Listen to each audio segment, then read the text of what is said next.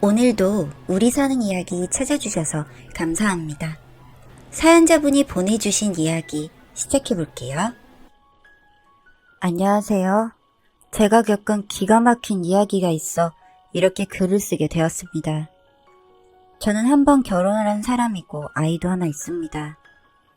와이프와 저는 사실 말을 하기는 조금 부끄럽지만 20살이 될 무렵 속도 위반으로 결혼을 하게 되었습니다. 당시 어린 나이이기도 했고 저희가 학생이다 보니 양가에서 전셋집과 간단한 생활살이를 준비해 주셨고 이후 와이프가 출산을 했고 저희 집에서 산후조리원을 예약해둬서 나름 몸조리도 하게 도와줬어요. 사실 저희 딸아이는 저희가 키웠다고 하기보다는 양가 어른들이 키워주셨다고 하는 게 맞는 표현인 것 같습니다. 저와 와이프가 당시 21살의 어린 나이이기도 했고 와중에 저는 학생이라서 저희 본가 근처에서 엄마가 왕래를 하며 손주를 키우다시피 해주셨거든요. 아이를 출산하고 와이프는 수유를 하고 아이를 케어하느라 저는 밤낮 없이 집에서 아이와 함께 있었고 저는 학업을 마쳐야 했기 때문에 밤까지 도서관에 머무는 날이 많았습니다. 사실 저희가 속도 위반을 하긴 했지만 저는 학교를 다닐 때 상위권을 유지하기도 했고 제가 지켜야 할 아내와 아이가 생기고 나서부터는 미친 듯이 공부만 한 것 같습니다.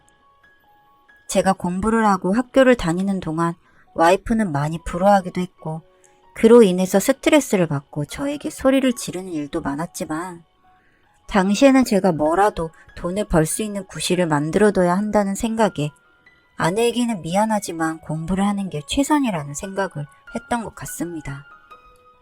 방학 때면 아르바이트를 하러 다녔고 학기 중에는 도서관에 가거나 집에서 늦은 밤까지 공부를 하며 졸업을 할 때까지 열심히 살았습니다. 물론 처음에는 아내도 많이 힘들어했지만 아이가 100일을 넘어 통잠을 자기 시작하면서부터 다행히 아내도 깊은 잠을 잘 수 있게 되었고 그 이후로도 저희 어머니와 장모님이 살뜰히 살펴주어서 다행히 아이도 크게 아픈 것 없이 잘 자랐어요. 그러다가 저는 그동안 열심히 공부한 것에 보상을 받기라도 한 것처럼 졸업할 무렵 교수님의 추천으로 괜찮은 회사에 취직하게 되었습니다. 물론 대기업은 아니었지만 근무 시간과 출퇴근 거리 그리고 향후 제 급여가 오르기에 탄탄한 회사였기 때문에 만족하며 다닐 수 있었습니다. 그 무렵 아이는 어린이집에 다니게 되었고 제 아내는 다시 학교에 다니고 싶다고 저에게 이야기를 했습니다.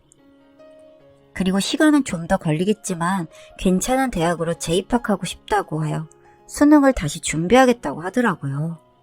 저희 와이프는 머리가 좋은 편은 아니었으나 1년 정도만 제가 뒷바라지를 한다면 아내가 원하는 다른 전공에 대학은 갈 수 있을 것 같았습니다. 물론 그동안 저희의 생활비나 대학을 가게 되면 등록비 같은 부분이 신경이 쓰이긴 했지만 저희 집에서 아내가 출산을 하게 되어 또래의 삶을 못 누린 것에 대한 미안함에 학비 같은 것을 지원해 주겠다고 했기 때문에 아내가 열심히 공부만 해준다면 다시 예전의 꿈 많은 아내로 돌아갈 수 있을 것 같았습니다. 아내는 두어 달 공부를 한다고 학원에 다니고 스터디 모임을 하면서 저녁에 술을 먹고 오는 경우가 많기는 했는데 그동안의 육아 스트레스를 풀려고 한다고 생각해서 가능한 아내가 하고 싶은 대로 하게 두기도 했습니다. 그리고 몇 달이 지나자 아내가 아무래도 금전적인 게 부담이 되니 밤에 공장에 일을 나가면서 낮 동안 공부를 하겠다고 공부하는 기간을 좀 길게 잡고 싶다고 하더라고요. 그래서 뭐든 하고 싶은 일을 지원해 주겠다고 했는데 그 이후부터 아내는 저녁에는 공장 일을, 낮에는 공부를 하면서 착실한 생활을 이어가기 시작했습니다. 아내는 제가 퇴근하고 집에 오기 전에 출근을 했기 때문에 유치원에서 아이를 찾아서 집으로 데려가는 건 제가 하고 다음날 아이를 유치원에 등원을 시키는 건 아내가 하는 식으로 정했습니다. 어찌 보면 아이가 집에 혼자 있지 않으니 좋은 패턴 같기도 했는데 이렇게 생활을 하니 아내의 얼굴을 보기도 힘들어지기도 했고 주말 외에는 함께하는 시간이 없어지더군요. 그래서 종종 아내와 시간을 맞춰서 아내가 먹고 싶은 야식 메뉴를 말하면 도시락을 싸서 회사에서 같이 먹기도 했습니다. 저는 아이를 잘 키우는 것도 중요하지만 부부 사이도 좋아야 한다고 생각했기 때문입니다. 그렇게 저희 부부는 서로의 일 때문에 힘이 들긴 했지만 그래도 더 나은 미래를 위한 길이라고 생각하며 소소한 행복에 만족하며 2년을 또 살았습니다. 그러다가 한 번은 회사 거래처 사장님과 큰 계약건 때문에 회사 상사와 함께 주점을 가게 되었어요. 물론 가정도 있고 제가 그러면 안 되는 걸 알지만 이런 경우가 처음이기도 했고 이 계약만 잘 성사시키면 다음 해에 제가 승진도 할 수 있는 아주 좋은 기회였기 때문에 저는 놓치고 싶지 않았습니다. 퇴근을 할 때까지만 해도 근처 술집에서 좋은 술을 대접할 정도로 알고 있었는데 주점 거리로 가게 되었고 그래도 양심상 아내가 화낼 일인 건 알지만 미리 연락을 해두었습니다. 지금 어디 주점 가는데 회사 거래처 일이라 어쩔 수 없이 가게 되었고 늦어도 2시간 안에 나올 수 있도록 하겠다. 그리고 나에겐 우리 가정이 가장 소중하다. 일하고 있을 텐데 이런 연락 남겨서 미안하고 나는 떳떳하려고 연락을 하는 거니 너무 화내지 않았으면 좋겠다. 뭐 이런 식으로 구구절절 보냈던 것 같습니다. 그리고 거래처 사장님과 상사와 함께 자리에 앉아 있었는데 화장실에 다녀오니 이미 여자 도우미들이 방 안에 줄지어 서 있더군요. 저는 그런 분위기는 처음이라 솔직히 조금 놀랐고 당황스럽긴 했지만 이것도 사회생활이려니 했습니다. 그리고 제 자리로 가는 찰나에 거래처 사장님이 다리가 예쁘다며 어떤 여자를 옆에 앉히고 술을 따르고 있었는데 고개를 들어 그 여자를 봤는데 세상에 그 여자는 바로 제 아내였습니다. 평소 화장기 없는 모습으로 집에 있을 때와는 달리 진한 화장과 향수 냄새 그리고 제가 보지 못한 깊게 파진 옷까지 누가 봐도 저희 아내는 여기서 일하는 여자가 맞더군요. 정말 얼마나 놀랐는지 모르겠습니다. 하지만 아무것도 알 리 없는 거래처 사장은 제 아내의 손을 잡으려고 하고 저도 그 상황에서는 도저히 화가 나서 참을 수가 없었기 때문에 테이블에 있던 양주를 바닥에 던져버리고 아내의 손을 끌고 가게 밖으로 나왔습니다. 그런데 정말 저는 참 기가 막힌 일을 당하고 말았습니다. 이 상황에서 당연히 화를 내야 할 사람은 바로 저 아닌가요? 그런데 오히려 제 아내가 절 보자마자 회사에서 회식이니 야근이니 할 때마다 주점을 다녔냐고 되려 저에게 욕을 하더군요. 참 정말이죠 어이가 없었습니다. 저는 저희 아내가 화도 많고 욕도 잘하는 것은 알고 있었습니다. 대학생 때도 그랬으니까요. 그래도 이런 상황이라면 본인이 화를 내야 할 타이밍도 아닌 것 같고 차라리 핑계라도 대면서 저에게 미안하다고 말했어야 하지 않습니까? 그런데 그런 식으로 나오니 정말 화가 가라앉질 않았습니다. 너무 화가 난 상태로 저는 뭐야 지금? 언제부터 이런 데서 일하기 시작한 거야? 그동안 다닌다는 그 회사는 도대체 뭐였어? 라고 물었더니 대답하기 싫다고 하더군요.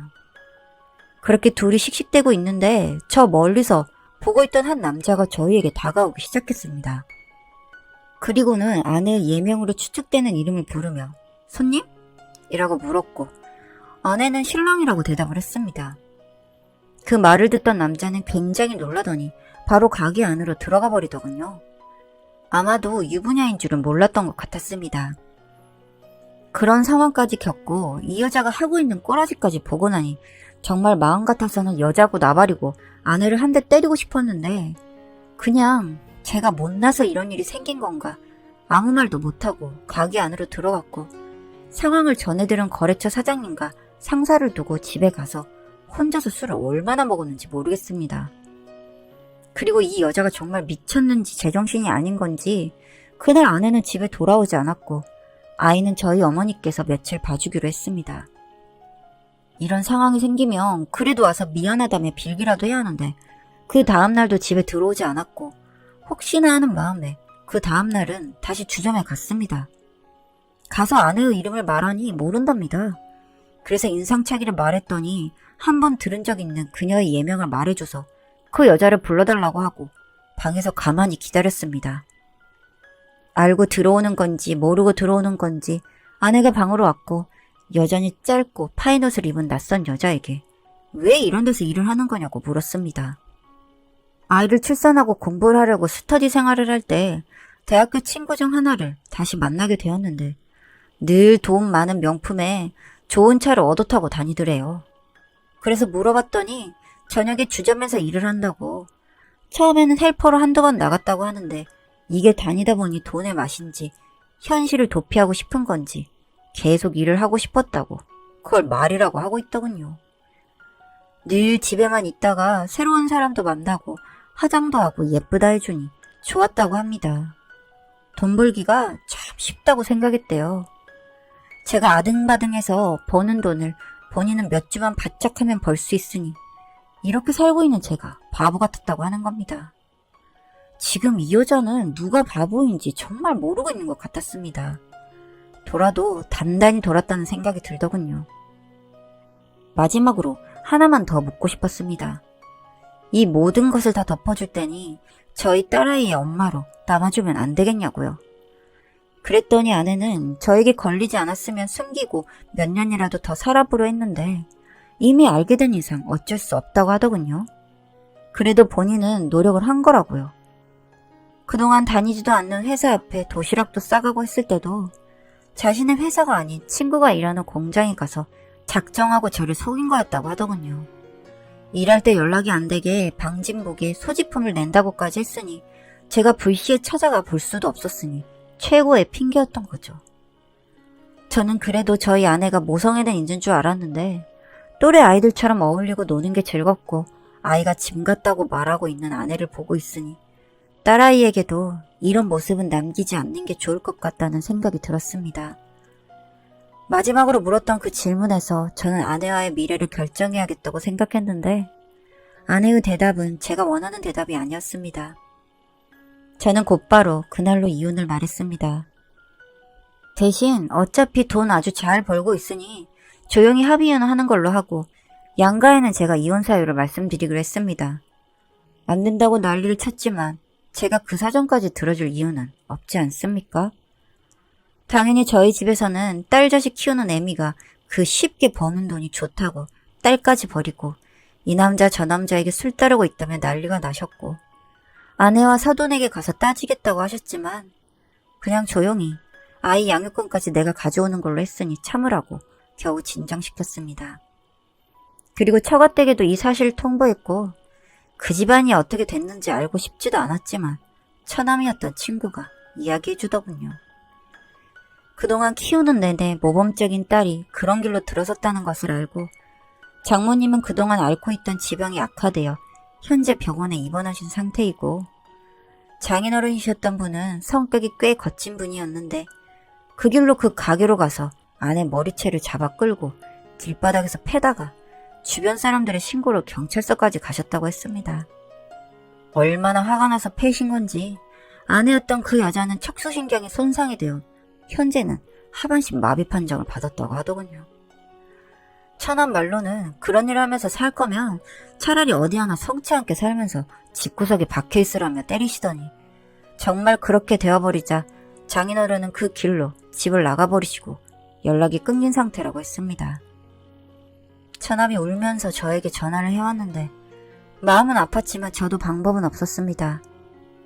그렇게 제 결혼 생활은 비극으로 끝나버렸습니다.